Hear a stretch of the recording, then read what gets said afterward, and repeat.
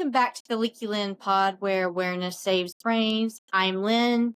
In the last episode, I shared what it was like trying to work in surgery while experiencing symptoms that no one could explain. Today, I want to talk about the moment everything finally changed. The diagnosis. The answer I spent nearly 6 years searching for. But this isn't just a story about getting diagnosed. It's a story about why second opinions matter, why patients need to trust themselves, and how the correct diagnosis almost wasn't enough. 6 years of being told it was something else. For years, I knew something wasn't right. I had dizziness, brain fog, memory problems, confusion, pressure in my head, balance issues, earfulness, headaches, light sensitivity, word-finding problems, and moments where I genuinely felt disconnected from myself. As the symptoms got worse, so did the frustration. I was told it was migraines, vestibular migraines, stress, anxiety, allergies, sinus problems, everything except what was actually happening. And what it made it even harder was that I worked in healthcare. I was a surgical technologist. I spent my days helping take care of patients while struggling to understand what was happening to me. Looking back now, one clue kept showing up for years. Mastoid air cell effusion. The same finding appeared over and over on imaging reports, ENT scans, neurology scans, hospital imaging, even scans performed during an ICU admission after what was believed to be a TIA. The finding kept appearing, and every time I brought it up, I was told not to worry about it. I remember asking ENT specialists about it. Some told me it was nothing. Some said it wasn't significant. So I tried to trust the experts. But deep down, something didn't make sense. Why did it keep showing up? Why was the finding there year after year? One of the most important things I learned through this journey is the value of reading your own imaging reports.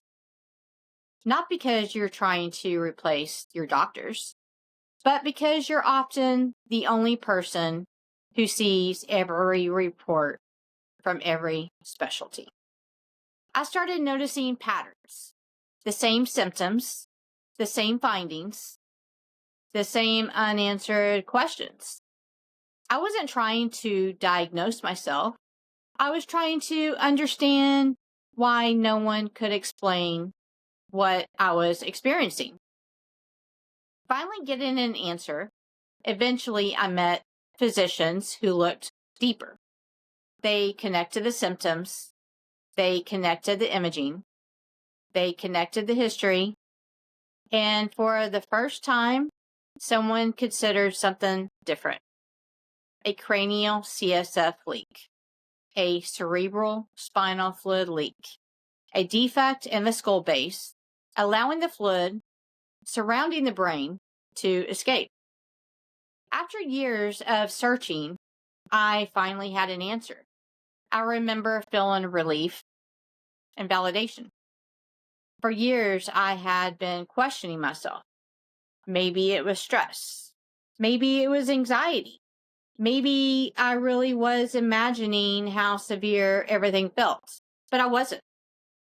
There was a real medical explanation. Most people think getting diagnosed is the end of the story. For me, it wasn't. Even after 2 surgeries, I was still dealing with symptoms and uncertainty.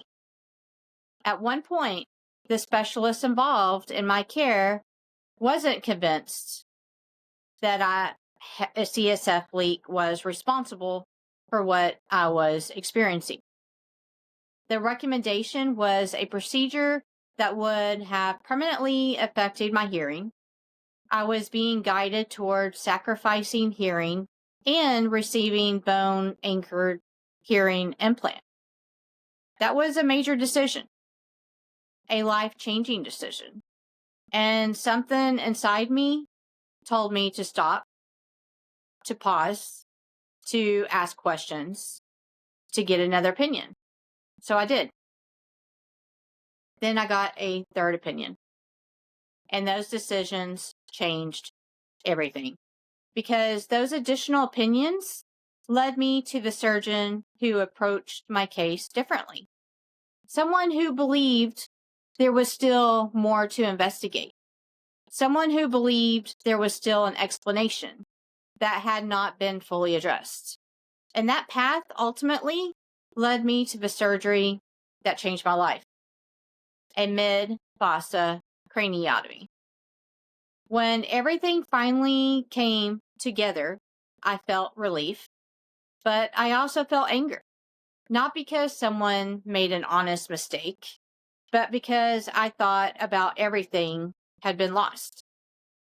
The years spent searching, the relationships affected, the jobs impacted, the opportunities missed, the emotional toll, the self-doubt, the moments I questioned my own reality because so many people told me nothing serious was wrong.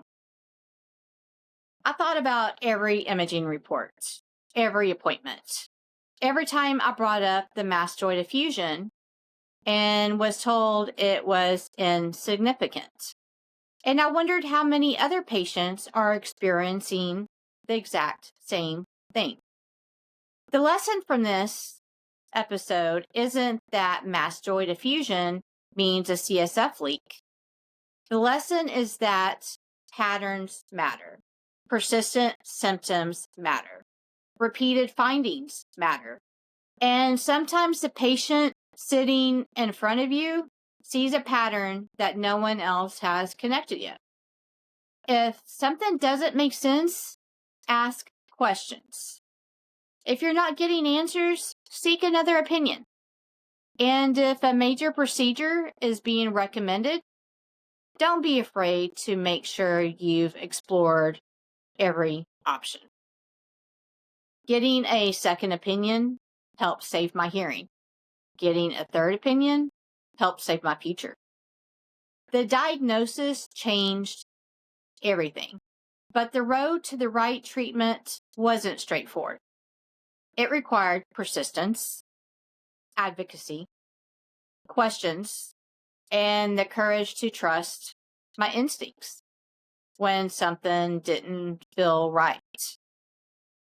In the next episode, I'll share what happened when I underwent the mid-fossa craniotomy, what recovery looked like, and the frightening complications that followed in the neuro ICU. I'm Lynn. This is a LeakyLynn pod. And remember, awareness saves brains.